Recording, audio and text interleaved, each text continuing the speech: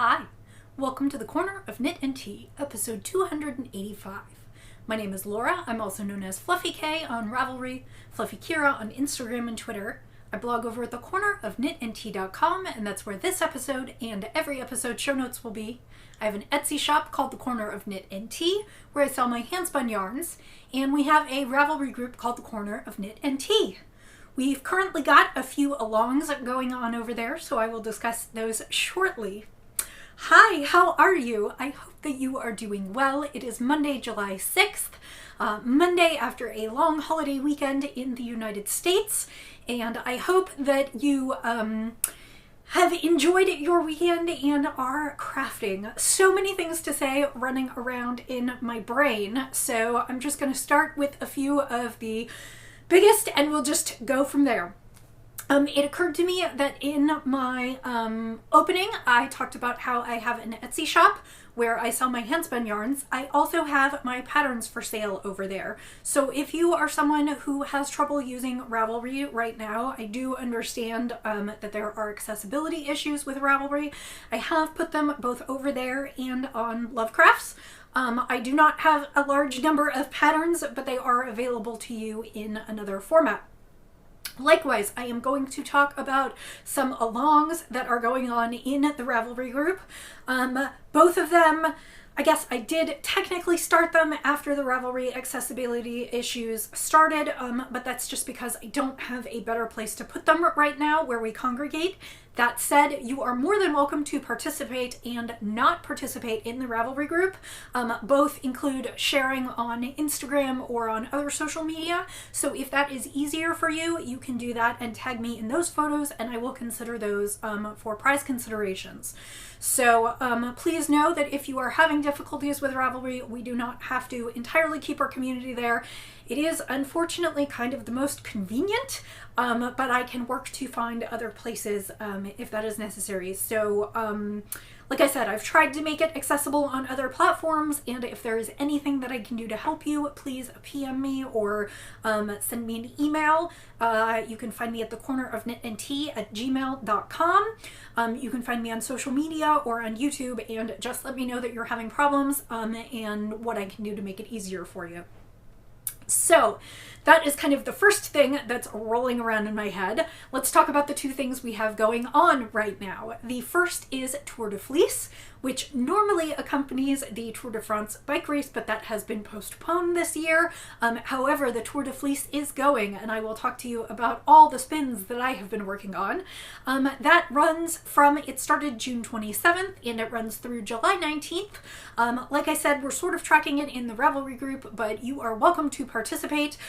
You don't have to do anything really to participate in the group. Like I said, you can post. I did make a rule on Ravelry that you have to be a group member to win a prize, but if you want to win a prize and can't use Ravelry right now, just go ahead and use the team hashtag in your posts on Instagram, and that is hashtag team CKT, like for the Corner of Knit and Tea, and the year 2020. And I will do a quick sweep of those as we get towards the end of Tour de Fleece and be sure that I include those in prizes. I think most of the photos that I've seen posted now are also posted in the group, so it won't get you double entries, but if for some reason you cannot post in the group, I will count those.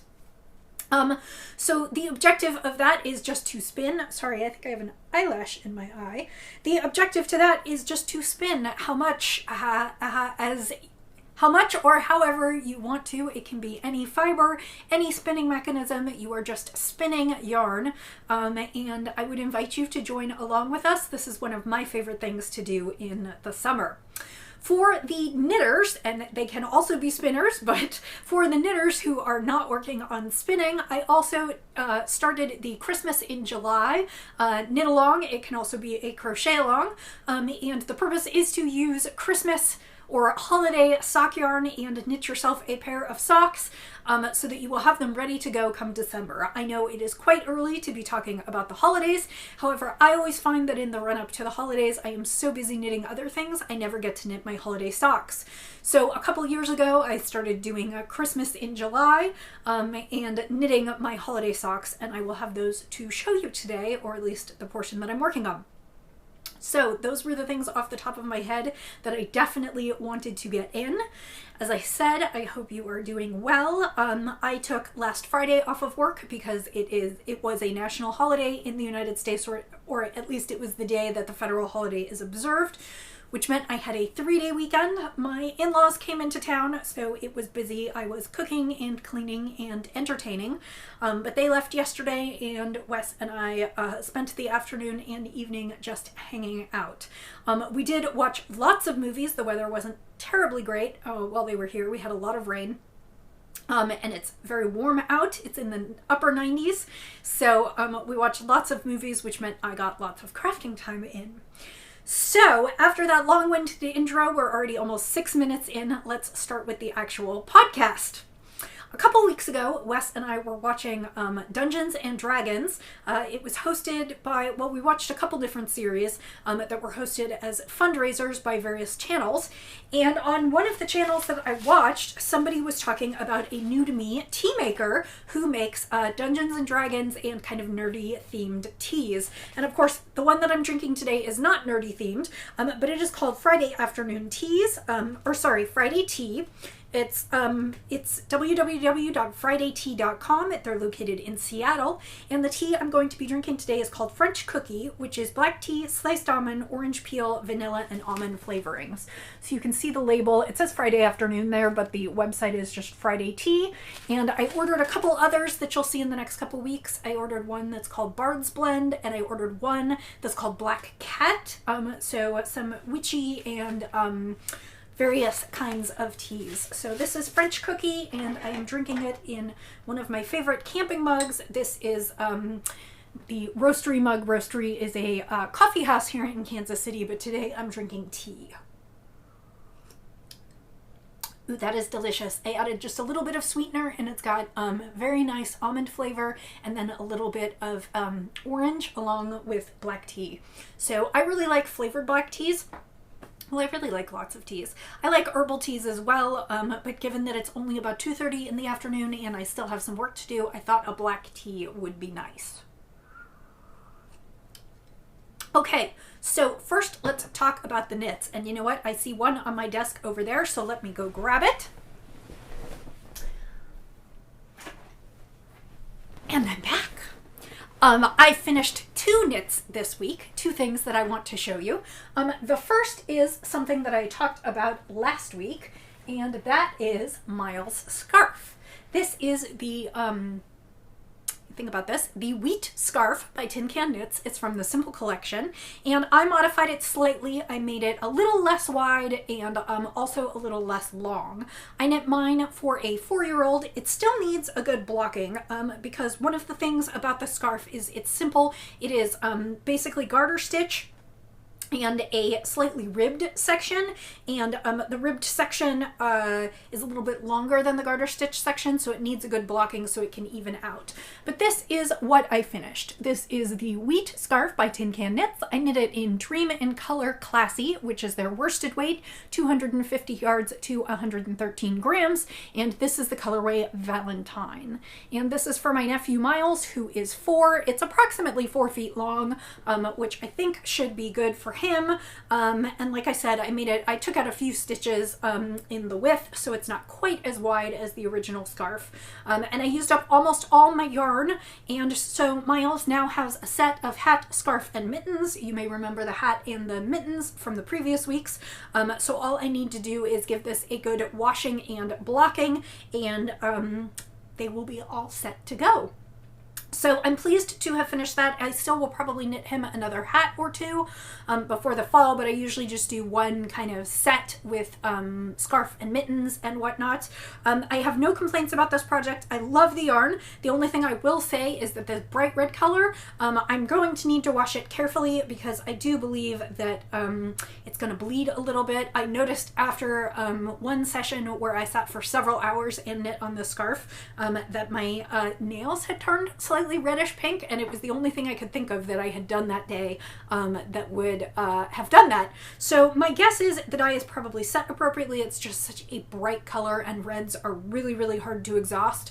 But I'm definitely going to make sure to wash these and make sure that I get as much of it out as I can before I send it on to my sister, because I don't want it to stain anything. Interestingly enough, my hands weren't stained. It was just my nails, so I think it's just exhaust. But yeah, so that is the wheat scarf and Miles set is done. I will probably start Roxy's set next month, and I'll talk to you more about that when I get there. So the second finished project, and this is really fun because I actually finished up almost all the yarn, is my second Hat Not Hate hat. This is still the same yarn that I got at Rhinebeck. However, this is pretty much the last of it. I have one more very small ball that I'll save in case I ever need to do repairs.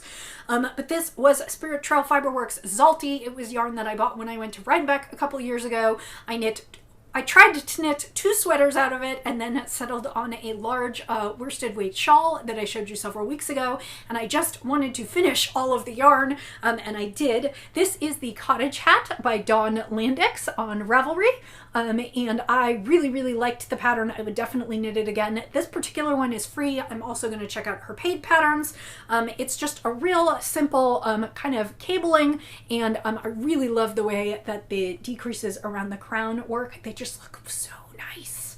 So I'm really pleased with this. It just needs a little Hat Not Hate tag, and then I have 5 or 6 hats, and I think I'm going to go ahead and send them off.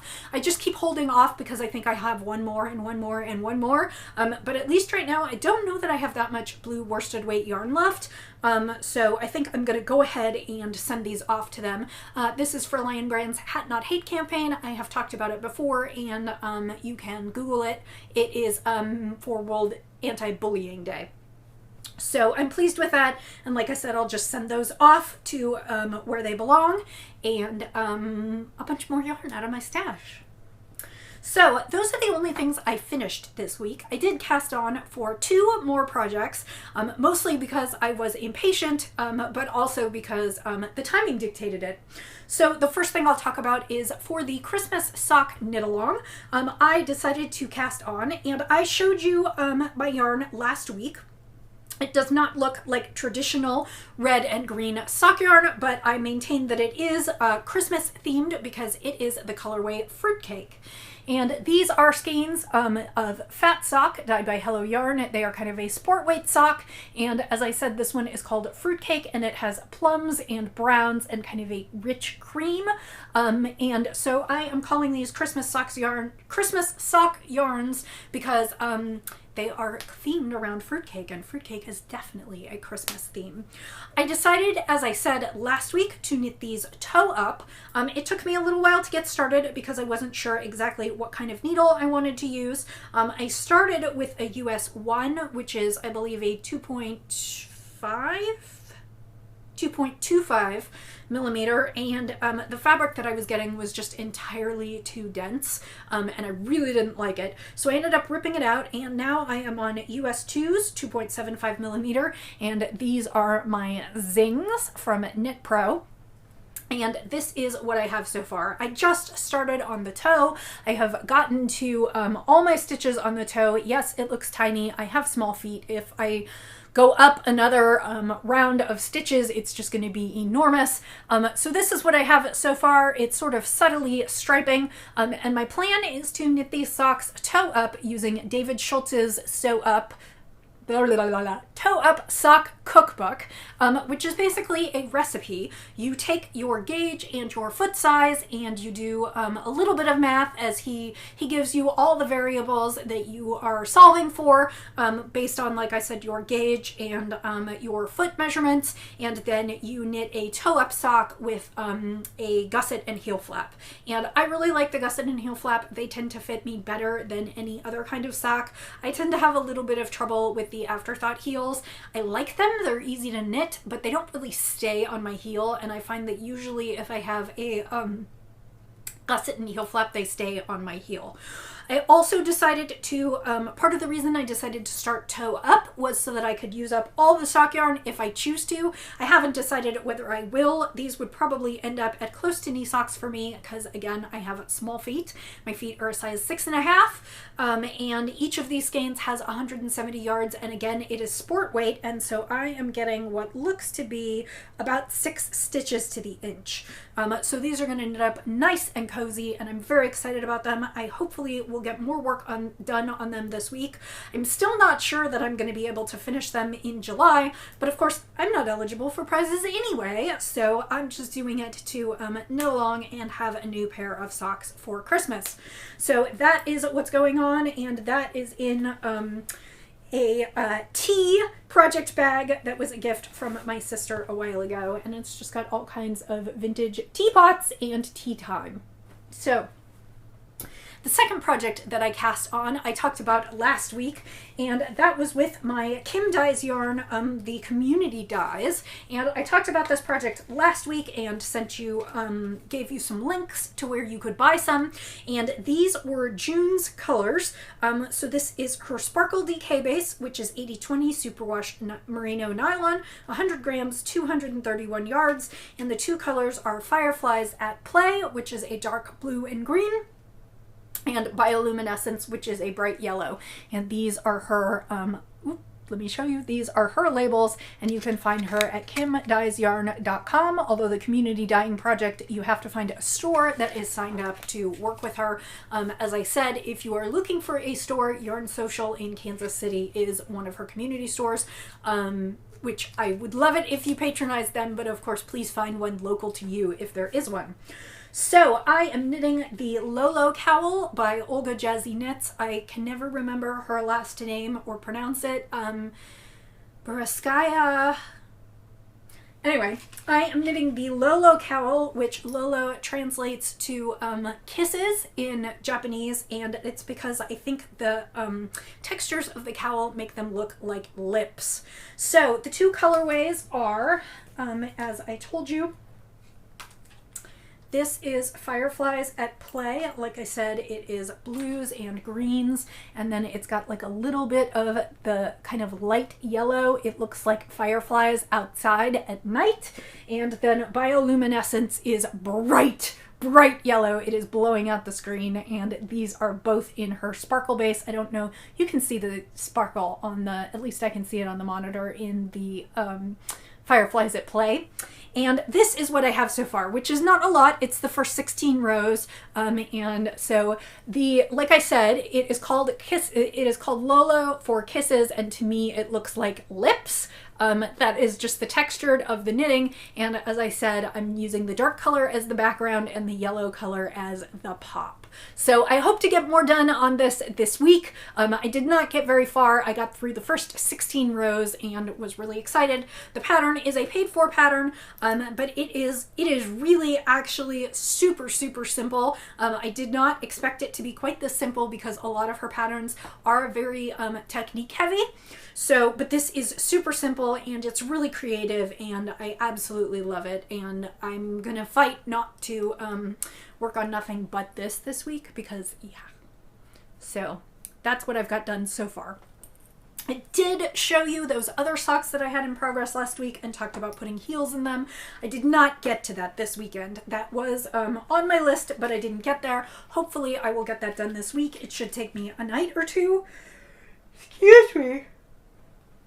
Not been sleeping terribly well the last several nights because it is open fireworks season here. Although they are not legal, people have been shooting them off basically since Thursday, and even shot them off into late last night. So yeah. Anyway, so that is the second thing that I cast on, and that it might be my favorite knit right now, but I need to get some other things done as well.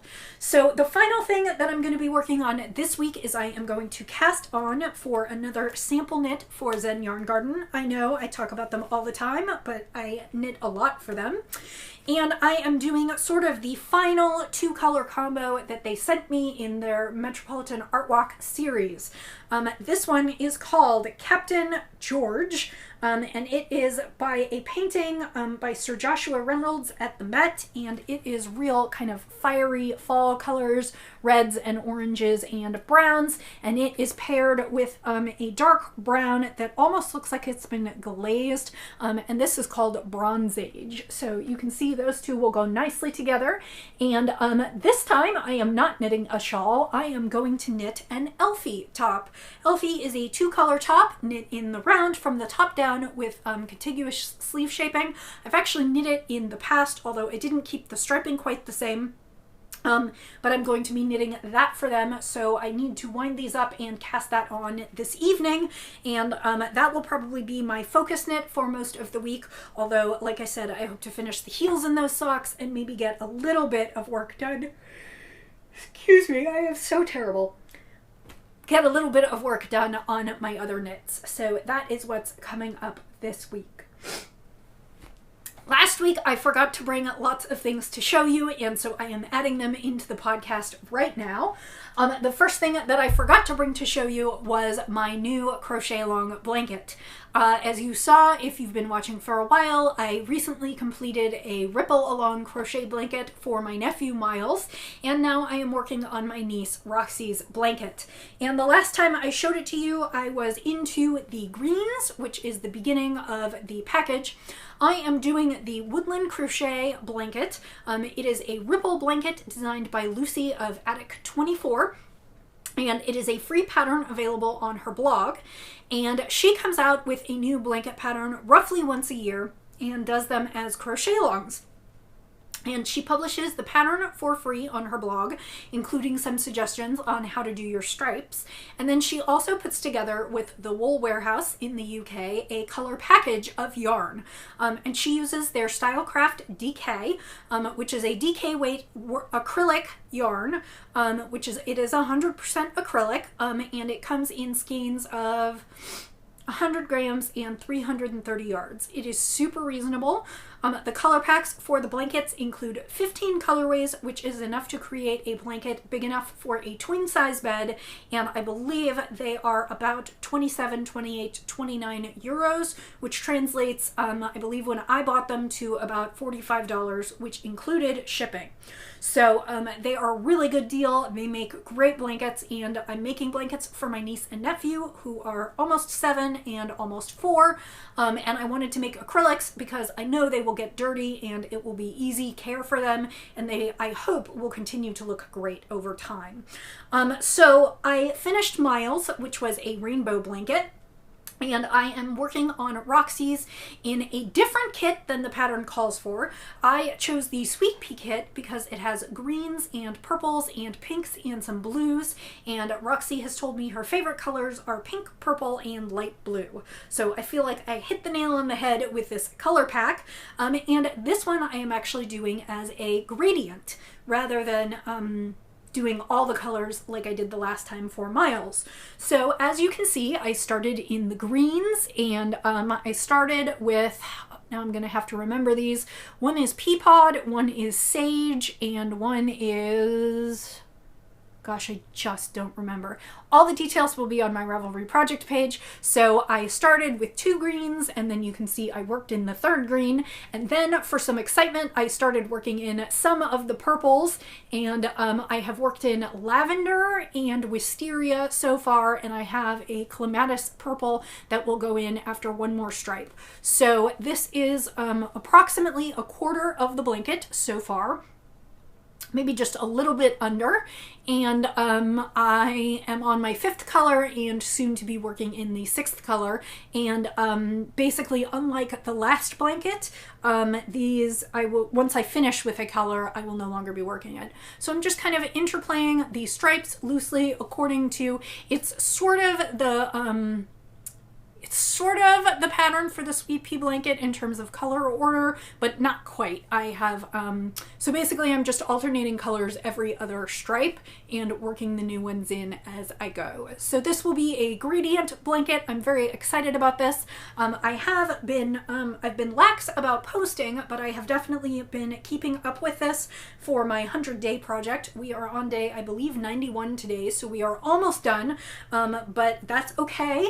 I finished the first one, and I knew I would not finish this one during the 100-day project, but my plan is to just keep on going. To be honest, in practice, I generally don't work on it every day. I usually work on it every other day and do my 2 color stripes every other day. So I'm keeping up at a pace of a stripe a day, but I'm not actually working on it every day, which I suppose violates the spirit of the 100-day project. But here's where I'm at so far, and I will keep going, and I have some more purples, and then I will move into the pinks. So that is what's going on with my crochet blanket. I'll probably wait another week or two to bring it back. I mean, this one isn't going to look exactly the same through the whole blanket as the last one did, so I'll probably bring it back a little more often as I add more colors. So that is where I am at currently with my crochet blanket. Okay, let's talk spins. So I have been spinning a ton for Tour de Fleece, but before I start, I just want to show you a spin that I forgot to bring last week because I was all discombobulated. This was a spin that I finished before Tour de Fleece started. I think I finished it up on the bobbins on either Thursday or Friday. It is a skein of Rambouillet in neutral colors. The colorway is called Windswept, and to me it reminded me of beaches. It's got pale blues and tans and browns and lots of cream colors, and this is a beautiful neutral skein. Like I said, it is Rambouillet, which means it is super, super squishy. Rambouillet is really soft and short-stabled and really crimpy, so it's got a lot of sproing in it. So I would say this is a sport to DK weight, and I believe I got about 360 yards or somewhere thereabouts. It is up in the shop, so if that is something that you think looks fun, then it is there for you. Otherwise, it will join the others in the collection for a while until I either give it away or do something with it. So, but it is listed in the shop if neutral colors are your jam. This is not superwash, but it is beautiful and squishy and soft. So let's talk about what I have been spinning. The first thing that I got on my wheel was a beautiful braid from 2F by Hand, and it was superwash merino and nylon. It might just be superwash merino. I'll have to double check. I can't remember whether there's nylon in it or not. And it was in the colorway Prim. Unfortunately, 2F by Hand is no longer dyeing, but they made beautiful yarns. This is heavy on the oranges and yellows and pinks, but it's also got some blues and purples in there. It is just a bright candy colored skein. I have not washed this yet. I didn't have a chance to because I plied it right before my in-laws got here. And usually I wash and dry in the guest bathroom. So that's on deck for this week, and this one will be headed for the shop. So if these colors are your jam, my guess is it will be probably about 350 yards. And again, this is a superwash merino, so this would be fun for kids and also easily washable. So if that's something you think you might like, that will go up in the shop later this week. Probably wash it tonight and photograph it and list it on Wednesday, and I will do an Instagram post when it is up. The second skein that I put on my wheel was, we actually had I think I talked about this last week, we had a spinning Sunday, and we just did a virtual spin in with Zoom, and I had about 4 hours at my wheel, and so I got almost through the entire lot of fiber, and then I finished the rest of it up after. I think I finished it up before I started podcasting last week because I think I showed you the bobbin. This was a bunch of rologs and bats and various things that I had gotten from friends. It ended up being 5.2 ounces, so I was right. It was a little bit more than 4, and this is what it ended up spinning up like. This will not be going up in the shop, mostly because I cannot tell you what kind of fibers are in this because this came from a variety of sources. It is purples and pinks, and I don't know if you can tell, but they're with Firestar and Angelina in there. I don't think you can see the sparkle. I can see it a little bit. It's not heavily sparkled. Only some of the fibers were sparkled. So I've got lots of little bits and pieces in there. There, like I said, there are mostly purples, but also some pink and some blues. So that is kind of what that looks like. That has not been washed either, so I don't know exactly what the yardage is on this one. This I spun less fine for sure, probably because it wasn't exactly smooth fiber. So my guess is I'll get a little bit less on that. Oh, there you can see a big lump of Angelina that kind of clumped together, or Firestar. Anyway, so that is, or that even might be like tinsel or Selena. I don't know. It's a bunch of stuff in this, and it's kind of a happy skein, and I don't know what it will be when it grows up, but for now it's just going to be yarn. So I have a couple other things to show you, unfortunately not as much as I had hoped. The first thing that I did is one evening when we had knit night this week, our knit night is on Wednesday night, I sat in front of the computer with my treadle wheel, which is an Ashford Joy, and I spun up that yarn of the hand-dyed that I had dyed with beads. So it's very hard to see the variations in it in this format, but this is 1.9 ounces of superwash merino fiber that I dyed with beet juice from my kitchen. You can tune into the last episode, which would be episode 284 if you want to hear more about it. There are also photos on Instagram. My plan is to ply this up probably tomorrow night. I just need to wind it off. And I don't expect to get great yardage from it, but it was just a little bit of an experiment and I wanted to spin it up. The spin I am more excited about, and unfortunately I can't show you very much because it's on the bobbin and I didn't really want to take it off the wheel because I only have a couple more bits of fiber to spin. I had hoped to be done with it now. That is the 6-ounce braid from Fat Cat Knits that I showed you. And these are the colorways. It was called Galaxy, and it was all kinds of blues and greens and teals and purples and a little bit of white in there.